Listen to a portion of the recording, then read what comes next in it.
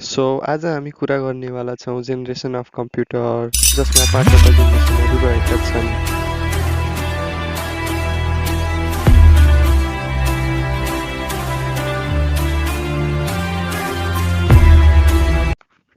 First generation of computer जसको time रहेको थियो 1946 to 1959 and its example are ENIAC, Mark-I and EDVAC. The features of first generation of computer are फिचर्सहरू भन्नुपर्दा चाहिँ यसको यिनीहरू साइजमा ठुलो थिए, यिनीहरूको मेन कम्पोनेन्ट चाहिँ भ्याकुम ट्युब थियो र अपरेटिङ सिस्टमको स्पिड चाहिँ के थियो भन्दाखेरि मिली सेकेन्डभन्दा नि बढी थियो र the last point is they used machine level language.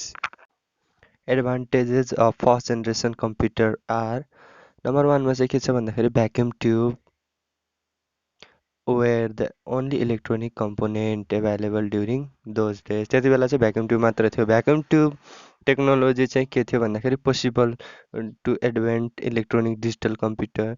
Number 3मा के थियो भन्दाखेरि these computers were the fastest calculating device of their time. त्यति बेला त केही अरू डेभलप भएको थिएन, त्यही भएर यो के थियो फास्टेस्ट भएको थियो। अब डिसएडभान्टेजेसको कुरा गर्दाखेरि साइजमा के थियो भन्दाखेरि यिनीहरू बल्की थिए जसले गर्दाखेरि पोर्टेबल थिएनन्। नम्बर 2मा भेरी अनरिलायबल, यो भन्नुको अर्थात् अनरिलायबल थिए किनकि they are prone to frequent hardware failures. अनि त्यसपछि नम्बर 3मा thousands of vacuum tubes that were used emitted large amount of heat and burned frequently. अब भ्याकुम ट्युब भएपछि त अब एकदमै धेरै भएपछि के हुने भयो त हिट हुने भयो। त्यसपछि के हुने भन्दाखेरि manual assembly of individual component into functioning unit is required. Functioning unit चाहिँ के हुन्थ्यो भन्दाखेरि आवश्यक पर्थ्यो। Commercial production was difficult and costly so limited to commercial use. अब साइज नै यस्तो हुने भएपछि एकदम ठुलो साइज हुने भएपछि प्रोडक्सन गर्नु धेरै गाह्रो भयो। भ्याकुम ट्युब हुने भयो, त्यसो भएपछि कस्टली पनि भयो र कमर्सियल युजको लागि एकदम कम युजमा आयो। यिनै कुरा चाहिँ के भयो त डिसएडभान्टेज भयो। अब चाहिँ सेकेन्ड जेनेरेसन अफ कम्प्युटर जसको टाइम पिरियड रहेको थियो 1959 to 1965 and its example are IBM 1401, ICL 1300 र त्यसै गरी मार्क-आई ह्याज 1800 भ्याकुम ट्युब्स जसलाई चाहिँ कतिले रिप्लेस गरेको थियो भन्दाखेरि 18 ट्रान्जिस्टरले रिप्लेस गरेको थियो। कतिलाई त भन्दाखेरि 1800 भ्याकुम ट्युबलाई। भनेपछि के रहेछ त यो भनेपछि यसमा इभोल्युसन भएको रहेछ। अब फिचर्सहरू हेरौँ है त सेकेन्ड जेनेरेसनको। They use transistor as main component. Transistor चाहिँ के भएर आइदियो त मेन कम्पोनेन्ट भएर आइदियो। फर्स्ट जेनेरेसनमा के थियो भ्याकुम ट्युब थियो, सेकेन्डमा अब त्यसै गरी के आइदियो त ट्रान्जिस्टर आइदियो। अब नम्बर 2मा they use magnetic disk as secondary storage. Secondary स्टोरेजमा चाहिँ के आयो म्याग्नेटिक डिस्क आयो। नम्बर 3मा their operating speed was increase up to माइक्रो सेकेन्डसम्म चाहिँ अपरेटिङ स्पिड बढ्यो अब त। नम्बर 4मा they used magnetic core memory for internal storage. यसले के गर्ने भयो भन्दाखेरि म्याग्नेटिक कोर मेमोरी फर के को लागि इन्टरनल स्टोरेजको लागि युज गर्यो। अब एडभान्टेजेसमा हेरौँ है त सेकेन्ड जेनेरेसनको। नम्बर 1मा smaller in size compare to first generation computer, ठिक छ। दस ह्याभ बेटर पोर्टेबिलिटी पनि पायो। नम्बर 2मा more reliable that first generation computers because they were less prone to hardware failures पनि कम आयो। नम्बर 3मा generate less heat and hence can be operated for longer times. Number 4मा those computers were able to reduce computation times from millisecond to microsecond. अघि नै कुरा आयो मिलिसेकेन्ड चाहिँ फर्स्ट जेनेरेसनले हो। अब त्यसलाई केमा चेन्ज गरिदियो त भन्दाखेरि माइक्रोसेकेन्डमा चेन्ज गरिदियो। नम्बर 5मा wider commercial use than first generation computer. Commercial use पनि के आयो त एकदमै धेरै आयो। अब हामीले के हेरौँ भन्दाखेरि disadvantages of second generation computer. फाइदाको कुरो त हामीले गऱ्यो, अब बेफाइदा के छ त। नम्बर 1मा air conditioning is still required, ठिक छ। एयर कन्डिसनिङ चाहिँ के भयो भन्दाखेरि अझै पनि चाहियो। अब नम्बर 2मा manual assembly of individual components into a functional unit was required. Functional unit पनि यसमा आवश्यक पर्ने भयो। नम्बर 3 मा commercial production was difficult and costly. ल यति चाहिँ के भयो भन्दाखेरि डिसएडभान्टेज भयो। कुनको रे? सेकेन्ड जेनेरेसन अफ कम्प्युटरको। अब कुन आयो त भन्दाखेरि थर्ड जेनेरेसन अफ कम्प्युटर। यसको टाइम पिरियड चाहिँ कति थियो भन्दाखेरि 1965 टु 1971।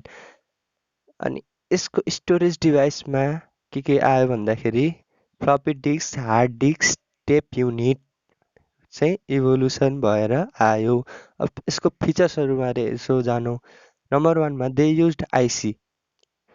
आइसी चिपको इभोल्युसन भयो as the main component.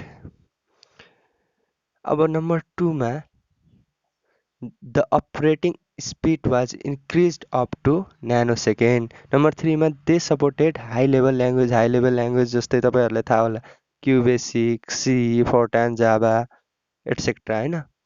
Number 4 मा they use semiconductor device as primary storage. सेमिकन्डक्टर डिभाइसहरू चाहिँ के भयो त प्राइमेरी स्टोरेजको लागि युज भयो। अब यति त भयो फिचर्स। अब एडभान्टेजेसहरू हेरौँ है त। एडभान्टेजेसमा Number 1 was similar in size as compared to previous generation computers and thus have increased portability. Portability बढ्यो. More reliable than and generate less heat than second generation computer. Second generation भन्दा चाहिँ के भयो त यसमा हिट कम generate गर्ने भयो। त्यसो भएपछि मोर रिलायबल भयो। नम्बर 3 को एडभान्टेजेसमा हेरौँ। The computers were able to reduce computation times from microsecond to nanosecond. न्यानोसेकेन्डमा चेन्ज भयो अब टाइम चाहिँ। अब नम्बर 4 मा totally general purpose widely use for various commercial applications all over the world. अब विश्व सामु के आयो के भइदियो त चिरपरिचित भइदियो। नम्बर 5 मा less power requirement than previous generation computer. Power requirement पनि के भयो घट्दै आयो। Number 6 मा manual assembly of individual components into a functioning unit required, so human labor and cost involved at assembly stage reduced drastically भने अब पहिला के हुन्थ्यो भन्दाखेरि फङ्क्सनिङ युनिट रिक्वायर्ड पर्थ्यो। अब एकदम धेरै खर्चिलो हुन जान्थ्यो नि त हो। त्यही भएर अहिले चाहिँ के भयो त एसेम्ब्ली स्टेज चाहिँ रिड्युस गराइदियो एकदमै धेरै। नम्बर 7 मा commercial production was easier and cheaper. अब चाहिँ के भइदियो त पहिलाको कम्पेयरमा सस्तो भइदियो।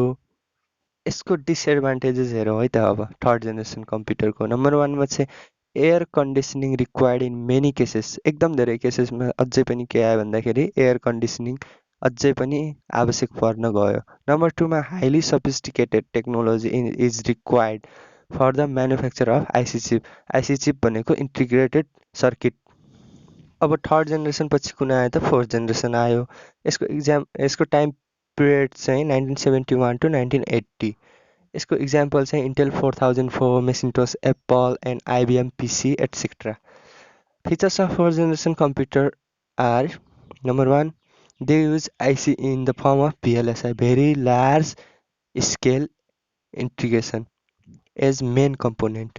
नम्बर 2 मा चाहिँ the size of computer reduce to desktop, laptop and notebook, जुन हामीले अहिले चलाइरहेको हुन्छौँ।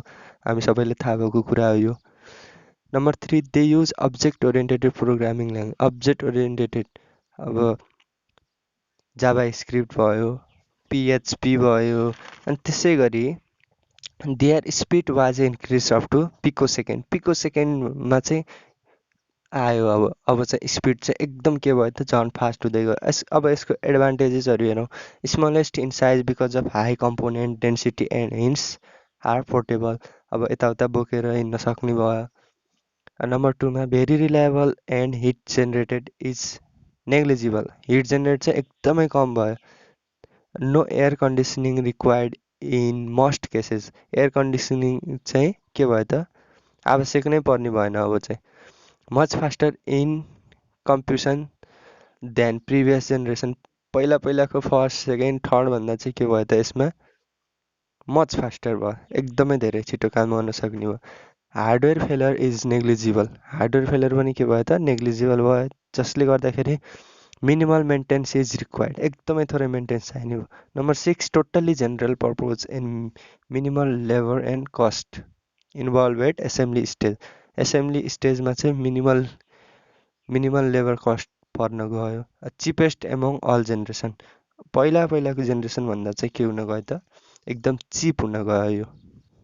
अब यसको डिसएडभान्टेजेसको कुरा गर्दाखेरि चाहिँ अब highly sophisticated technology required for manufacturing VLSI chips. अब very large scale integration chips चाहिँ के भयो त, एकदम हाइली सफिस्टिकेटेड टेक्नोलोजी आवश्यक पर्न गयो। यसै गरी अब चाहिँ हाम्रो 5th जेनेरेसन कम्प्युटर, जसको टाइम पिरियड चाहिँ 1980 देखि अहिलेसम्म चल्दै आएको सबै के भयो त, 5th जेनेरेसन अफ कम्प्युटर भयो। अब यसमा हेरौँ है त, it is not very clear what direction the 5th generation will take है। यो हामी कसैले थाहा छैन यो कति समयसम्म चल्छ भन्ने कुरा हो। 5th generation computer are going to use biochip. Biochip चाहिँ के हो भन्दाखेरि, biochip are build from silicon. Biochips is a microchip made from biological molecules, especially DNA. DNA भनेको तपाईँ हामीलाई थाहा नै होला हो, त्योबाट चाहिँ के बन्दो रहेछ, बायोचिप बन्दो रहेछ। अनि त्यसै गरी अब चाहिँ केसम्म गर्न सक्ने भयो भन्दाखेरि 5th जेनेरेसनले म्याथमेटिकल प्रोग्राम्सहरू चाहिँ एकदम कम्प्लेक्स प्रोग्रामहरू पनि गर्न सक्ने भयो। र त्यसै गरी नेचुरल ल्याङ्ग्वेज पनि यसले अन्डरस्ट्यान्ड गर्न सक्छ। कुन जेनेरेसनले? 5th जेनेरेसनले। And it will have thinking power called artificial intelligence, त्यो भनेको एआई। यसमा चाहिँ एआईको इभोल्युसन भयो। 5th जेनेरेसन कम्प्युटरको फिचर्सहरूको कुरा गर्दाखेरि चाहिँ biochip will be use as main component of 5th generation. Number 2मा they will have artificial intelligence. Number 3मा चाहिँ they will provide natural computer interface. And at the last point they will use multi-parallel processor system। अब यसमा चाहिँ के हुने भयो त, मल्टिप्यारलल प्रोसेसर सिस्टम चाहिँ आयो, जसले गर्दा चाहिँ क्यालकुलेसन एकदम इजी हुन गयो। यदि कुनै कुरा बुझ्नु भएको छैन भने अथवा सुझाव दिन चाहनुहुन्छ भने कमेन्ट सेक्सनमा प्लिज कमेन्ट गर्नुहोला र अरूसँग पनि सेयर गर्नुहोला र सब्सक्राइब पनि गर्नुहोला। यति भन्दै म बिदा हुन चाहन्छु।